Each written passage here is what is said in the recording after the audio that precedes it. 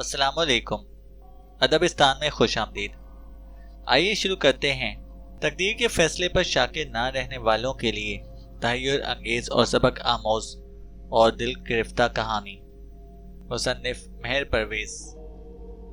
जन जर जमीन की वजह से इंसान में हिरस के बादल खुलकर बरसते हैं और पानी में इसका सब कुछ बहा कर ले जाते हैं, और जब आदमी को महसूस होता है तो इस वक्त वो मुकम्मल बर्बाद हो चुका होता है। इन तीन चीज़ों के हसूल के लिए इंसान दीनी दुनियावी असूल व ज़वाबित, नज़रियात, शराइत, पाबंदियों को रोकता चला जाता है और इस बेहसी पर ज़र्रा बराबर दुख, गम, परेशानी, शर्मिंदगी, नदामत या झिझक महसूस भी नहीं करता, बल्कि इन इंसानियत और रिश्तों के दुश्मन और दौलत के ज़खायर को सीने से लगा कर रखता है। ज़िंदगी के कीमती माहों साल इसके हसूल के लिए सर्फ कर देता है, रिश्तों नातों की भेंट चढ़ाता है, जिंदगी और माशरे के असूल ज़वाबित का मजाक उड़ाता है, मगर दौलत के ये अंबार बेवफा दोस्त की तरह ऐन मुश्किल वक्त में मुंह मोड़ लेते हैं और जिंदा दरगोर करके उसका मजाक उड़ाते हैं। दौलत को जमा करने के लिए जिंदगी की दहाइयाँ गुजर जाती हैं, मगर इस्तेमाल नसीब में नहीं होता। बड़ा अजीब कानून है। दौलत जायज़ नाजायज़ तरीके से कोई जमा करता है और अयाशी की ज़िंदगी उसके बल कोई और गुजारता है। माले मुफ्त, दिले बेरहम लोग बेरहमी के साथ खर्च करने के बाद कौड़ी कौड़ी के मोहताज हो जाते हैं, जबकि ये माल किसी और की खुशियों को घुप अंधेरी राहों पर परदेसी करने के लिए रवाना हो जाता है। मियाँ रमज़ान कटे हुए शलजम की दुकान पर वापस आया कि उनसे बदबू आ रही है। मेरे 10 रुपये वापस दो। कुछ दिन बाद ईद उल फितर थी। हर मुसलमान खुशियों से निहाल। यकम रमज़ान से ईद की तैयारियां शुरू कर दी गई थीं। पूरा गांव इंतहाई जोशो जज्बे और मजहबी वारफ्तगी के साथ तैयारियों में मगन था। ईद का चांद नजर आते ही पूरा गांव खुशी के कमकमों से जगमगा उठा। हम लोग रोजे रखें या ना रखें, ईद की नमाज पढ़ने का गुनाह सरजद नहीं होने देते। अली सुबह मीठी सवैयां और जर्दे चावलों की 3 प्लेटें खाने के बाद खुशी खुशी मस्जिद में नमाज ईद पढ़ने गया। हजारों की आबादी वाला गाँव है, लेकिन ईदगाह नहीं। मियाँ रमज़ान को और मुझे एक ही सफ़ में साथ जगह मिली। इमाम साहब की खिदमत के लिए इसके दोस्त बड़ी शदोमत के साथ स्पीकर पर बार बार ऐलान कर रहे थे। मौलवी साहब की खिदमत करने वालों को 10, 20, 50 और 100 रुपये के बदले जन्नतुल फिरदौस में महल अलॉट कर रहे थे। मियाँ रमज़ान ने 2 रुपये का नोट निकाला, मुझे दबा कर दिया और बोला, जाओ मेरी तरफ से मौलवी साहब की खिदमत कराओ। मैंने बड़ी आजिज़ी और शर्मिंदगी से कहा, मियाँ साहब इस नोट को तो बंद हुए 6 माह हो चुके हैं। मौलवी साहब की खिदमत सिर्फ 2 रुपये और वो भी खोटे। कुछ खुदा का खौफ करो, आप गांव के सरदार हैं, आपको इतने कम पैसे देना जेब नहीं देता। ओ लड़के, अपनी उम्र और कद से बड़ी बातें ना कर। ईमानदारी से बताओ, मुझे कभी मस्जिद में आते देखा है? आज साल बाद आया हूँ, अब पूरा साल मुझे मस्जिद में नहीं देखोगे। मियाँ साहब ने जवाब देकर मुझे लाजवाब कर दिया। शर्मिंदगी के साथ 2 रुपये का नोट पकड़ा और जन्नत देने वाले की तरफ रवाना हो गया। मियाँ रमज़ान, मियाँ नवाज और मियाँ रियाज मियाँ जीवन खान के फर्जंद अर्जुमंद थे। वो लंबी चौड़ी जायदाद छोड़कर फौत हुए थे। गांव में चौधराहट जमीन के बदले होती है। जिसके पास जितना ज़्यादा रकबा होगा वो उतना ही बड़ा गांव का सरदार होगा। वालिद साहब की वफ़ात के बाद सरदारी उनके हिस्से में आई। शादी के बंधन में बनने के बावजूद इकट्ठे ही रहते हैं। ज़मीन का बंटवारा तो ना हुआ, लेकिन जिसको जितना हिस्सा आता था वो सरकारी कागजात में अलॉट कर दिया गया। मियाँ रमज़ान का एक बेटा शाहजेब पैदा हुआ, जबकि मियाँ नवाज की 4 बेटियां और मियाँ रियाज की एक बेटी पैदा हुई। ये दोनों भाई औलाद नरीना की नेमत से महरूम रहे। शाहजेब की पैदाइश पर हवेली में दिल खोल कर खुशियाँ मनाई गईं। देसी घी के तेल के दिए, सदका खैरात की सूरत में मीठी देगें चावलों की, और गुरबा और मांगने वालों को खूब नवाजा गया। तीनों भाइयों की आंख का तारा शाहजेब देसी घी और खालिस दूध पीकर दिनों में जवान नजर आने लगा। महीनों का सफर दिनों में तय करके जवानी की दहलीज पर खड़ा दस्तक देने लगा। ऐसे नवाबजादे की आंखों का तारा और हथेली का छाला होते हैं। लाड प्यार के झूले में झुलाकर परवान चढ़ाया जाता है। कोई भी सख्ती इनको सख्त नागवार गुजरती है। ये लाडला भी बड़ी मुश्किल से 3rd डिवीजन लेकर मैट्रिक पास कर सका। वालिदैन इस कारकर्दगी पर भी आपे से बाहर थे और खूब जश्न मनाकर कामयाबी का ढंडोरा पीटा गया। वैसे भी बिगड़े लाडलों जवानों ने पढ़कर कौन सा नौकरी करनी होती है। बराए नाम तालीम भी जो इस शेर लाने के मुतरादिफ होती है। खाने पीने और सरदारी करने की लंबी चौड़ी जायदाद थी। اس لیے تعلیم کی ضرورت محسوس نہ کی گئی۔ ماموں پولیس میں بہت بڑا آفیسر تھا، اس نے چہیتے بھانجے کو بھرتی کروا دیا۔ اب جائیداد کے ساتھ تنخواہ کی صورت میں بھی دولت میں اضافہ ہونے لگا۔ آمدنی کی فصل تھی، کیا سیلاب کے پانی کی طرح منہ زور رفتار سے بڑھتی جا رہی تھی۔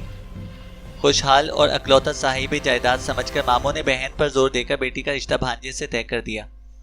10 ایکڑ رقبے کے ساتھ گاڑی اور بہت سا قیمتی جہیز بیٹی کو دیا۔ دولت کی ریوی نے موسلا دھار بارش کی طرح شاہ زیب کے گھر پر برسنے لگی۔ باپ نے گھر کی جائیداد گھر میں رکھنے کے لیے بھتیجی کا رشتہ سوکن پر شاہ زیب کے لیے لے لیا۔ بھائی بھی اسی حق میں تھا کہ جائیداد باہر نہ جائے، سو وہ بھی بہت خوش ہوا۔ بیٹی اور جائیداد دونوں گھر میں ہی رہے۔ اب شاہ زیب اپنے حصے کے رقبے کے ساتھ بیوی کی مد میں کافی رقبہ اکٹھا کر چکا تھا۔ دولت کی دیوی نے اسے نشئی بنا دیا۔ اب تو وہ نوکری اور گھر پر دولت اکٹھی کرنے کے منصوبے بناتا رہا۔ اس کار خیر میں باپ نے بڑھ چڑھ کر اس کی حمایت کی اور آمدنی کا کوئی بھی ذریعہ ہاتھ سے نہ جانے دیا۔ شاہ زیب چونکہ 2 شادیاں کر چکا تھا، مزید شادی خاندان میں کرنا ممکن نہ تھا، کیونکہ ماموں کی بیٹی نے بڑی مشکل سے کڑی شرائط پر شاہ زیب کو چچا زاد سے شادی کی اجازت دی تھی۔ میاں نواز کی 4 بیٹیاں، جن کے نام 10-10 ایکڑ زمین تھی، شادی کی عمر کو پہنچ چکی تھیں۔ شاہ زیب مزید شادی کی صورت میں ان کو قائل نہ کر سکا، اور اگر ہو بھی جاتی تو شادی تو ایک سے ہونی تھی، باقی 3 سے تو وہ شرعی طور پر شادی نہیں کر سکتا تھا۔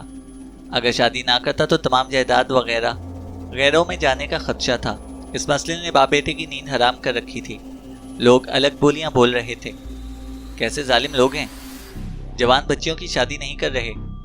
کافی سوچ بچار اور مشورے کے بعد ایک حل باپ بیٹے نے کے ذہن میں آ گیا، جسے سانپ بھی مر جاتا اور لاٹھی بھی ٹوٹنے سے بچ جاتی۔ باپ بیٹے نے چاروں بچیوں کو ایک شام سامنے بٹھا کر کہا، آپ ہماری بچیاں ہیں، آپ کی عزت، مستقبل اور حالات کے ہم ذمہ دار ہیں۔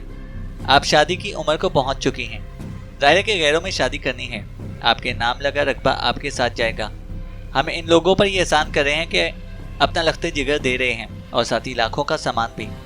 اگر رقبہ بھی ان کے پاس چلا گیا تو ہم برادری میں کسی کو منہ دکھانے کے قابل نہیں رہیں گے، ہماری غیرت والی چادر داغدار ہو جائے گی۔ اگر آپ چاہتی ہیں کہ آپ کی شادی بھی ہو جائے اور برادری میں ہمارا بھرم بھی قائم رہے، تو آپ اپنے حصے کا رقبہ شاہ زیب کے نام الاٹ کروا دیں۔ آپ جہاں کہیں گی وہاں آپ کی شادی کر دی جائے گی اور منہ مانگا جہیز بھی دے دیا جائے گا۔ لڑکیوں میں انکار کرنے کی جرت کہاں تھی، جانوروں کی طرح ہاں میں ہاں ملاتی نہیں، رشتے لینے والوں کو شرائط بتائی جاتی، ساتھ ہی ان سے جہیز کا سامان مانگا تھا۔ بہرحال چاروں بچیوں کی شادیاں ہو گئیں۔ اپنے حصے کا رقبہ شاہ زیب کے نام لگوایا، لڑکے والوں سے جہیز لے کر بچیوں کو الوداع کیا۔ اس شادی میں ایسے واعظین بھی شامل ہوئے جو بیٹیوں کے حقوق پر ہر جمعے کے دن لمبا چوڑا خطبہ دیتے تھے۔ غریب کی زندگی کی طرح بڑھتی دولت کی عکاس بیل نے شاہ زیب کے اندر کے انسان کو دولت کا حریص بنا دیا تھا۔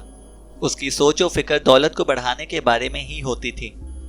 شرعی طور پر جب لڑکا لڑکی بالغ ہو جائیں تو انہیں زندگی کا فیصلہ کرنے کی آزادی ہے۔ شادی جیسے بندھن میں باندھنے کے لیے دونوں کی رائے جاننا ضروری ہے، لیکن انسان کی ازلی دوست اور دشمن دولت نے انسان کی عقل پر جہالت کی پٹی باندھ رکھی ہے۔ ہمیشہ اپنے پانے کے لیے ہر جائز و ناجائز طریقے کو مستحسن قرار دیا ہے۔ آج تک اس نے کسی کے ساتھ وفا نہیں کی، لوگوں کی زندگیوں کو موت کے حوالے کر کے خود غیروں کی سنگ چل دیتی ہے اور پیچھے مڑ کر نہیں دیکھتی۔ لڑکی کو گائے بھینس کی طرح کسی بھی کھوٹے سے باندھ کر والدین، رشتہ دار، عزیز اس کی آزادی چھین کر مرضی کے مقاصد اور فوائد حاصل کر کے شرعی فرض سے سبکدوش ہو جاتے ہیں۔ کاش لڑکی سے شادی کے بارے میں مرضی پوچھ لی جائے، لیکن یہاں تو بھیڑ بکری کی طرح ہانک کر غیر مرد کے حوالے کر دیا جاتا ہے۔ نصیب نیک ہوں تو ٹھیک، ورنہ ساری زندگی دکھ کے جہنم میں جلنا پڑتا ہے۔ شمیم کی شادی چچا زاد اعجاز سے کر دی گئی۔ انتہائی نکما، نکھٹو، کام چور، گھر والوں کی روٹیوں پر پلنے والا، غیر عورتوں سے مراسم رکھتا، ان کے ہر حکم کی پیروی کرتا، شہر سے ضرورت کی ہر چیزیں لا کر دیتا، ان کے بچوں کو کھلونے لا کر دیتا، روتے ہوں کو چپ کرواتا، دن طلوع ہوتے گھر سے نکلتا، رات گئے تاروں کے سائے میں واپس لوٹتا، اپنے حصے کی زمین ٹھیکے پر دے کر خواتین کے لیے خدمت خلق کا منبع بنا ہوا تھا۔ شمیم والدین کی اکلوتی اولاد 4 ایکڑ زمین کی مالک تھی، مگر اعجاز کو ایک آنکھ نہ بھاتی۔ بچوں والی خواتین پر صدقے واری جاتا، جبکہ شمیم کو منہ نہ لگاتا، اس کا کوئی بھی حق ادا نہ کرتا۔ وقتاً فوقتاً جیب خرچ میں کی مد میں روپے اینٹنا اور غیر عورتوں پر لٹاتا رہتا۔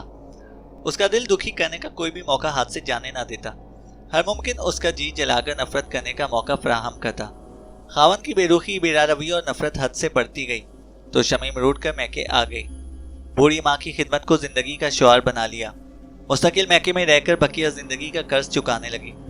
اعجاز کو کھل کر کھیلنے کا موقع مل گیا۔ بیوی کا تھوڑا بہت ڈر تھا، وہ ختم ہو گیا۔ وقت اور دولت غیر خواتین پر خرچ کر کے تسکین حاصل کرنے لگا۔ یہ میاں بیوی شاہ زیب کے قریبی رشتے دار تھے۔ شمیم کے روٹنے پر اس گھر میں ابر رحمت بن کر برسنے لگا۔ بہانے سے اس در پر حاضری دینے لگا۔ پھل فروٹ کے شاپرز کے ساتھ تحائف کا تبادلہ ہونے لگا اور آخرکار شمیم کو دوستی کے شکنجے میں ڈھالنے میں کامیاب ہو گیا۔ شمیم خاوند کی بے رخی سے تنگ آئی ہوئی، پیار کی پیاسی، چاہت کی طلبگار اور باہوں میں جھولنے کی خواہش مند، شاہ زیب کا پیار پاتے ہی ہواؤں میں اڑنے لگی۔ شاہ زیب نے بھی دل کھول کر اس پر خرچ کرنا شروع کر دیا۔ شاہ زیب کی دن رات کی محنت رنگ لائی۔ وہ میاں بیوی کے درمیان نفرت کی عمیق کھائی کھودنے میں کامیاب ہو گیا۔ شاہ زیب نے شمیم کو دل کی نگری کی شہزادی بنانے کا اندیا دیا تو وہ خوشی سے نہال دولت کے جھولے میں سکون سے آنکھیں بند کی ہلکورے لینے لگی۔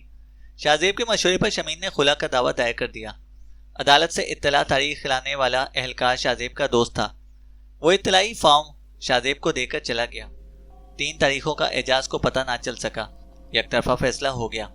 شمیم کو عدالت سے طلاق مل گئی۔ شاہ زیب کا منصوبہ کامیاب ہو گیا۔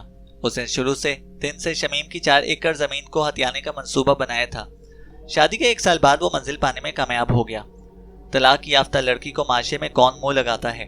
وہ پورے معاشرے کے لیے گالی تصور کی جاتی ہے۔ طلاق لینے میں چاہے سارا قصور لڑکے کا ہو، مگر مورد الزام لڑکی کو ٹھہرایا جاتا ہے۔ آوارہ تنکے کی طرح پاؤں کی ٹھوکر پر رکھ کر اس کو جینے کی سزا دی جاتی ہے۔ شمیم بھی خاوند کی چھت سے محروم ہو کر معاشرے کے رحم و کرم پر جینے کے لیے ہاتھ پاؤں مارنے لگی۔ ان کشیدہ و پریشان حالات میں شاہ زیب ابر رحمت بن کر برسا۔ اسے شمیم کو اپنانے کا فیصلہ کیا۔ کسی نے ناراضگی کا اظہار کیا، کوئی خوش ہو گیا، کسی نے شاہ زیب کو لالچی قرار دیا۔